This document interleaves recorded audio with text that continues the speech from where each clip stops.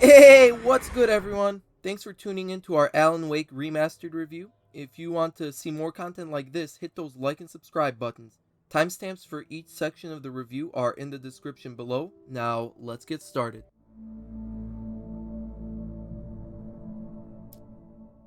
I originally played Alan Wake on PC almost a decade ago. Although I've never been a fan of horror games, the environments of Alan Wake enthralled me while also pushing the game more into a psychological thriller. A decade later, and this still holds true, for the most part. The updated interior textures are amazing, at least in noticeably lived in areas. Outdoors, where you spend most of your time, is a hit or miss. The forests, ghost towns, and abandoned mines all look even more believable than in the original, but the game shows its age if you stand still for too long. Granted, it also does a great job of forcing you to be on the move constantly, but I digress. At no point did the water ever look like water. There was no transparency, and when flowing along other textures, it just looked like a static black sludge.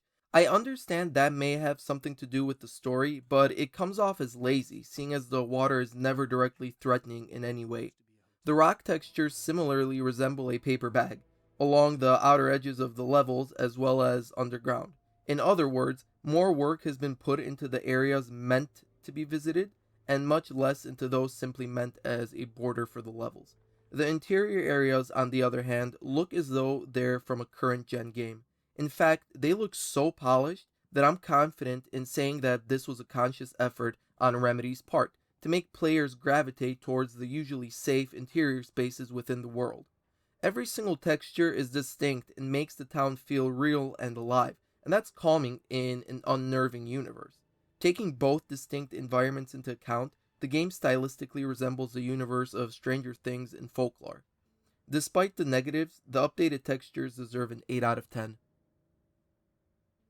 The lighting faces much of the same issues as the textures. It has clearly been improved over the original, but the few times it really shines, no pun intended, is when it's saving your life or in the DLC. In fact, it's such a welcome sight when you're running away from the Taken, just trying to make it under a lamppost, that it may mostly feel significantly improved because of the relief you get from standing in it.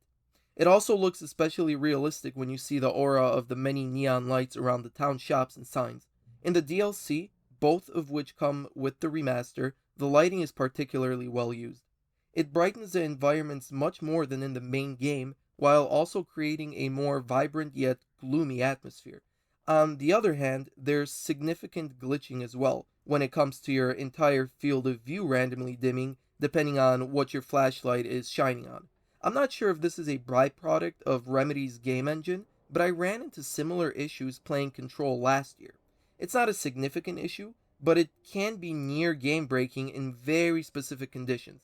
I found myself in two such conditions when I lit up a flare with my back against a tree, and following the flash, my entire screen stayed black, and I was killed seconds later. I don't even remember this being an issue in the original release. That being said, lighting is so integral to the gameplay that it's difficult to pick it apart in terms of visuals. As such, I'm giving it a 7 out of 10. The particle effects were the most divisive area in terms of the graphical remastering. Overall, there are much fewer than I would have expected of such a polished game. Even for the original 2012 release, I would have expected better particle effects. The main particle effects are the fog, which you mostly encounter outdoors and is rather annoying, and the darkness, which you don't encounter until the latter parts of the game. These two are on opposite sides of the coin. The fog looks like absolute garbage. There's no volume to it. It simply looks flat and more akin to a texture. The only reason I even classify it as a particle effect is that it clearly is, as you can run through it, and unfortunately, you find yourself running through it often. On the other hand, you have the darkness, which slowly spreads and thus you only encounter it later in the game. It actually looks like you're led to believe it should. It creates these almost dissipating smoke like tendrils that move more like a colloid than a gas. Then you also have the particle effect of sparks flying off enemies that you shoot. I'd put that in between the quality of the fog and the darkness, as it's just adequate. It lasts such a short time that you can't even feel a certain way about its quality. Were it not for the slight increase in quality of all these effects in the DLC, I would not have even given the particle effects a 6 out of 10. The redesigns, as with many remasters, are non existent. Not one texture, environment, nothing was rebuilt from the bottom up in order to improve the overall graphic quality. Aside from the previously mentioned issues with particle effects, this would have been welcome when it comes to the flora and some of the characters. The grass and trees have updated textures, but from closer up, the design looks outdated. The number of polygons makes leaves and grass look like something out of a PS2 game compared to the visual upgrade of the product as a whole. Similarly, the crisp quality of the remaster makes the characters look less realistic. Oddly enough, this rings truer for main characters than it does the side characters. Alice Wake is integral to the story, and she looks like she's undergone 20 plastic surgeries on her face and her skin no longer moves when she expresses herself. Alan looks like he's slightly autistic when he speaks to someone right in front of his face, but his eyes are clearly looking at their hairline. There's just a slightly unintentionally creepy look to some characters because instead of going and fixing the designs, Remedy simply updated the textures that were already there. Ironically, Barry, the weirdest and least realistic character in the game, looks and acts the most realistic. There's just a few things that could have been improved here without completely having to remake the game that would have significantly modernized it, and none were addressed. 0 out of 10.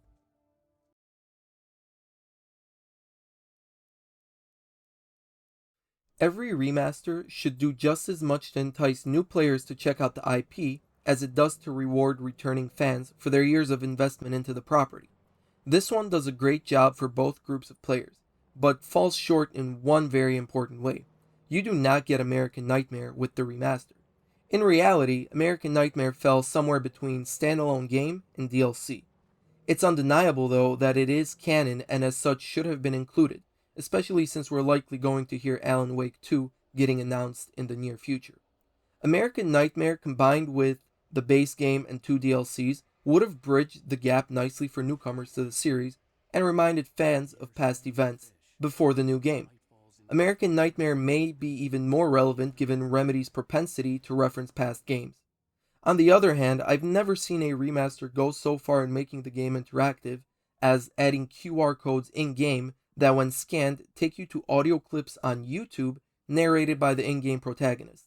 I only found 2 of these, but I'm sure I've missed countless others. It's a real treat for someone who enjoyed the game for its incredible storytelling. Aside from that, there are also 2 commentaries available, the original and a new one for the remaster.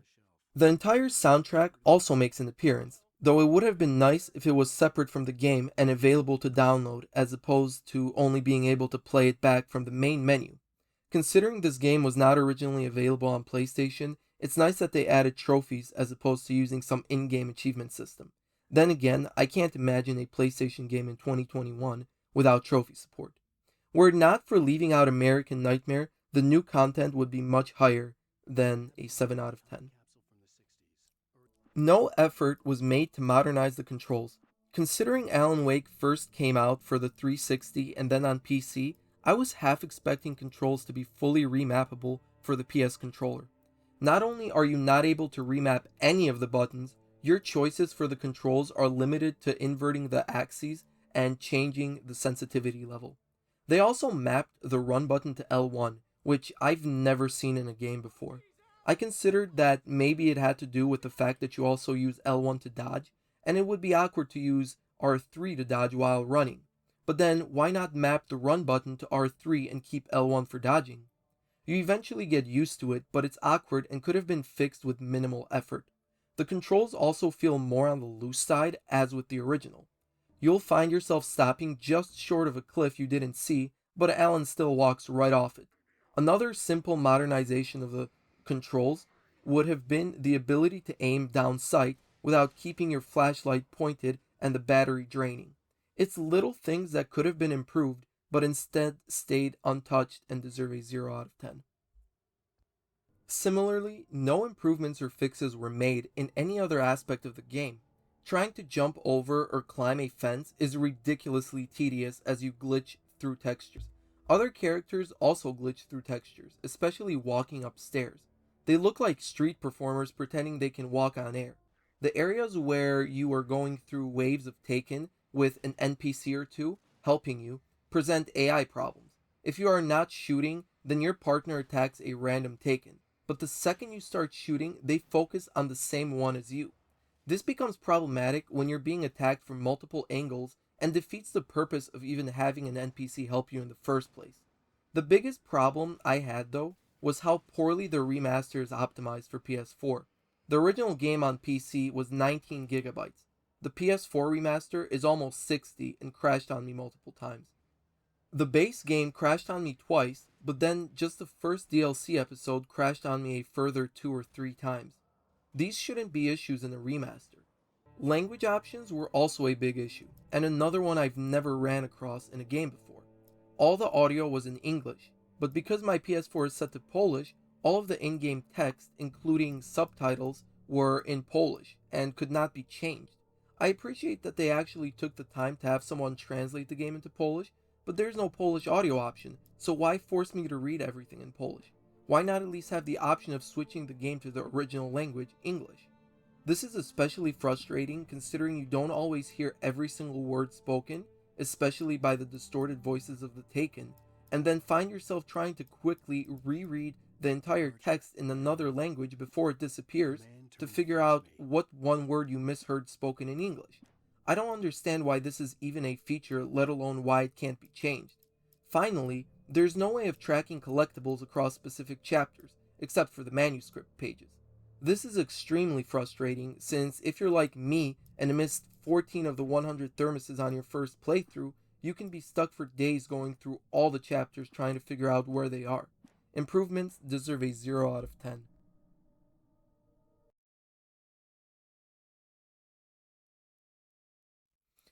The timing of this remaster is nearly perfect.